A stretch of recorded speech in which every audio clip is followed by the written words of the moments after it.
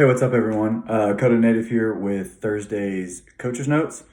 We have three pieces on the book today. We have the 5x5 bench press with the alternating L-sit. We have the first timers workout, and then we're going to finish it off with a dip finisher. Okay, so talking about that first piece, it's a 5x5 bench, right? But there's a 3-second countdown to the chest, a 1-second count on the chest, and we explode up, right? What to watch there is to make sure that the bros, they're usually the ones at fault of this, that they're not shortening the 3-second countdown, and that they're definitely not bouncing it off their chest. They're gonna wanna go heavy, but we need to express to them why the eccentric and the tempo work is good for them, and that they need to back off on the weight in order to maintain that. And also, I would try to coach them up on how to use their lats for a bench. I think a lot of people tend to do the bodybuilding bench where they let their elbows flare out and they don't keep them nice and tucked and turn on those lats. So you use today as a good example of showing people how to do that. In between every set, they're going to do alternating L-sits, right? This can be on a box. This can be on parallettes.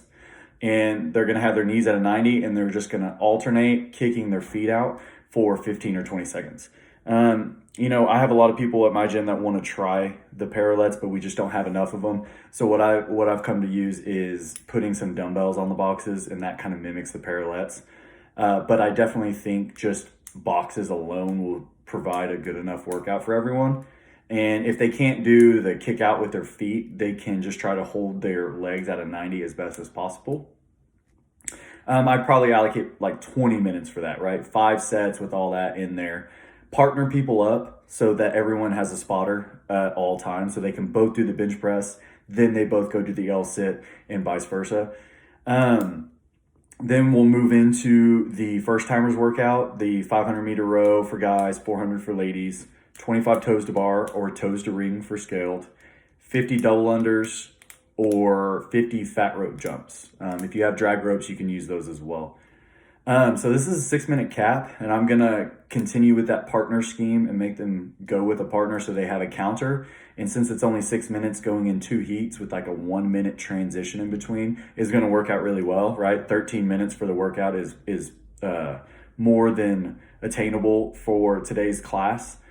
And I'm going, during the bench press time, I'm going to talk to them about what their plan is for the row, right? So if you have someone who can pull a 500 or a 400 really fast, but then they're just worthless after, then you might try to have them go 10 or 15 seconds slower than their all-time best. That way, when they come off, they can go straight into their toes to bar variation and hit a big set, if not go unbroken. That would be the goal, is to go unbroken on the toes to bar. If I have someone who's more aerobic or doesn't have a strong 500 or 400, I'm going to tell them you can probably still go for your PR time as long as you're still under control and you can hop straight up to the toes to bar. So just kind of like use your coaching knowledge and the knowledge of your members and try to give them the individuality of the workout. Like, okay, here's your 500 meter row time, but it blows you up, so here's what we're going to do, or the other one. After that's over, we're going to go into a dip finisher, right? This can be on the high rings, the low rings, the boxes, bench, whatever you have available. You can even do push-ups if someone needs that scaling option. They're going to do 10, then they're going to do 9, then 8, 7, 6, as long as it's all unbroken. So what I'm going to look for here is making sure that the shoulders aren't coming up to the ear and that they're leaning forward to keep everything in that shoulder where it's supposed to be, and we don't have any injuries. That's a 5-minute cap, so that one's going to be nice, short, and fast.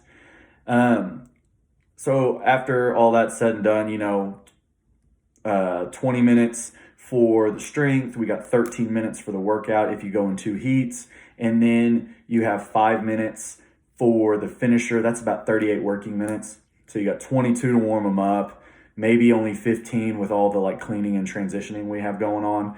So I'm going to use the rower and start warming them up from the get-go, maybe a 200-meter row, then we stretch out the chest for the bench press and the dips, and then we'll go back to the rower, and then we'll start stretching out our lats and our calves for the workout, right? So just try to be as dynamic as possible, and maybe even go through the first set of bench press with them so they start off somewhat light and they just don't throw on a massive amount of weight and hurt themselves. All right, let us know if you have any questions. See ya.